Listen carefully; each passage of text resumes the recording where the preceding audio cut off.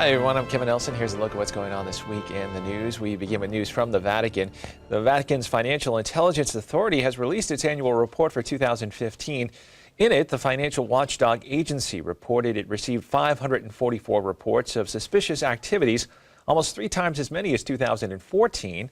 However, the report says that the rise was not due to a higher financial crime rate, but because policies were being implemented, procedures for reporting had been strengthened, and personnel were more aware of their duty to report questionable activity.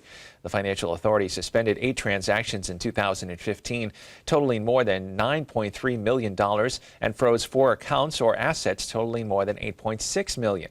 The report said 2015 marked a turning point, with the agency helping the Vatican transition from setting up a structural and legal framework to bringing about its effective functioning and implementation. The agency, which was established in 2010 by Pope Benedict XVI, monitors Vatican financial operations to ensure they meet international norms against money laundering and the financing of terrorism. In news from around the world, the people in Ecuador are still recovering from the massive earthquake that struck April 16th. According to reports, more than 650 people were killed, over 16,000 were injured in the 7.8 magnitude quake. Catholic News Service reports on the devastation and the loss of religious sisters. Among the dead are 6 members of the Servant Sisters of the Home of the Mother and a young nun from Northern Ireland.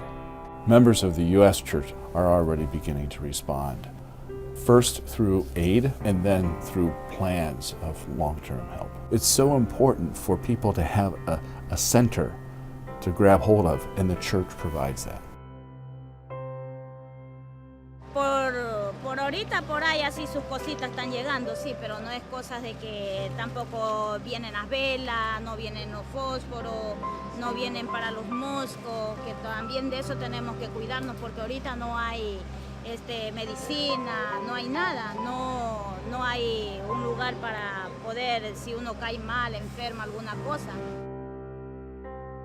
The first thing I'm hearing is that the sisters and the priests are mobilizing the community within Ecuador to respond as much as they can. Second, there's an immediate response. I know that the Latin American desk at the Bishops' Conference, for example, they are already in conversation with that. Again, trying to recreate that center for the people so that they have a place that they can gravitate towards. Many dioceses around the United States have taken up special collections in support of relief efforts in Ecuador, and many more are holding special collections this weekend, including here in the Archdiocese of Boston. In news from around the country, with the ordination season coming up in the church, a look at the recent statistics on the number of priests does pose some challenges for the church in the United States.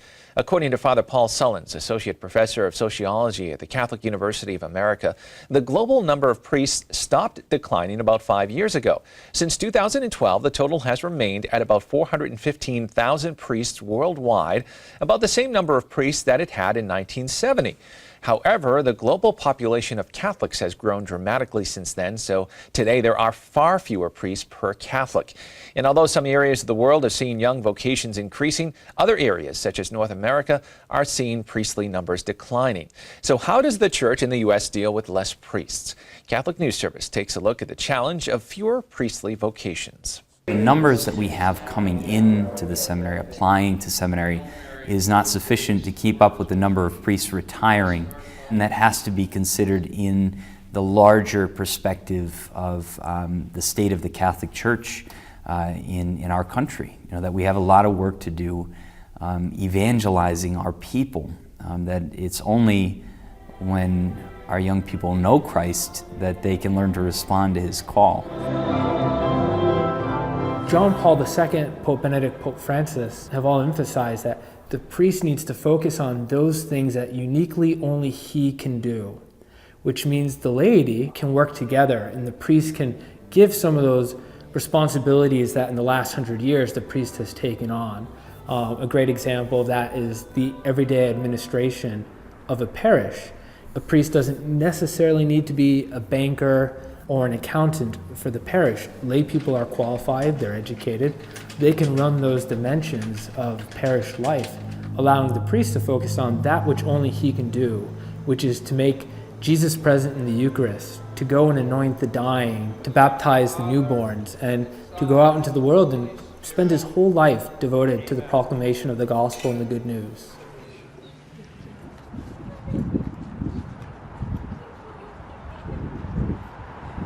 We need more because God's people need the sacraments. God's people need to have priests in their lives to act in the person of Christ, bringing them the sacraments, bringing them the Word of God.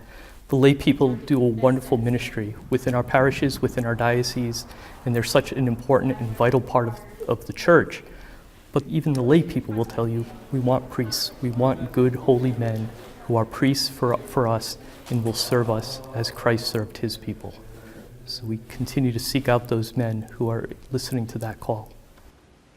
In talking to our priests and our seminarians, I emphasize the virtue of trust. We really don't know what the future will be like for our church, our nation, our world, our diocese.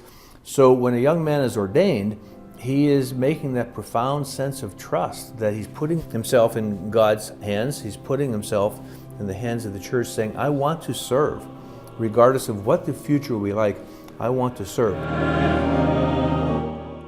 And finally in the news, churches and monasteries destroyed during the war in Syria could rise again thanks to a joint project between Russia's Catholic Church and Russian Orthodox leaders. Monsignor Igor Kovalevsky, Secretary General of the Russian Bishops' Conference, said the project is the first concrete outcome of Pope Francis's February meeting in Cuba with Russian Orthodox Patriarch Kirill. The Monsignor said that the project is not a political matter and does not indicate support for the regime of Syrian President Bashar Assad, although they have been in contact with the government. Details on money raised or the start date of the project have yet to be released, but they hope all of Russia's denominations will get involved. The project is also expected to include rebuilding destroyed parish houses, as well as helping children in the embattled city of Homs.